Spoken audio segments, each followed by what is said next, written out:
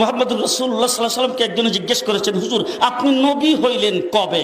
রাসূল বলেছেন, কুনতু নাবিয়্যান ওয়াল আদামু বাইনাল মা'i ওয়াত তিন, আমি তখনও নবী ছিলাম যখন আদম আলাইহিস সালাম পানি আর মাটিতে মিশ্রিত অবস্থায় ছিল।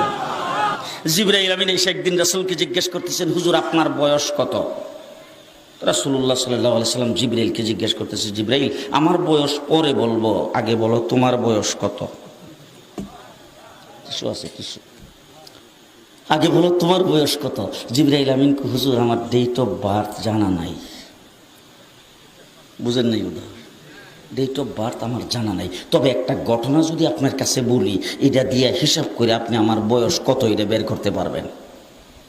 আপনারা কাহিল হয়ে গেছেন মনে হয়, কথা শুনতেছেন?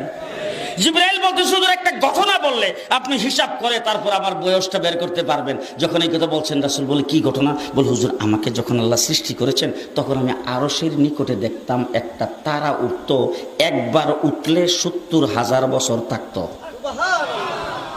কয় বছর?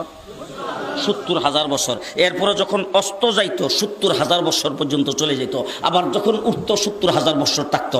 একবার উঠলে ৭০,০০০, অস্ত গেলে ৭০,০০০, এইভাবে তারাটা উঠতে আর অস্ত যাইতে আমি ৭২,০০০ বার দেখছি।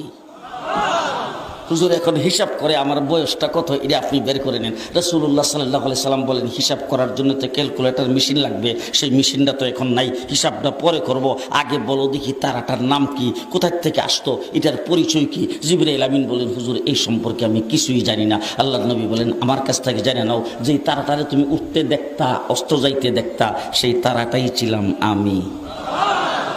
এখন তুমি হিসাব করে বের করো আমার বয়স কত। রাসূল বলছেন, আউয়ালু মা খালাকাল্লাহু নূরি, আর এক রাওয়ায়াতে বলছেন আউয়ালু মা খালাকাল্লাহু রূহি, আল্লাহ পাক সর্বপ্রথম আমার নূরকে তৈরি করেছেন।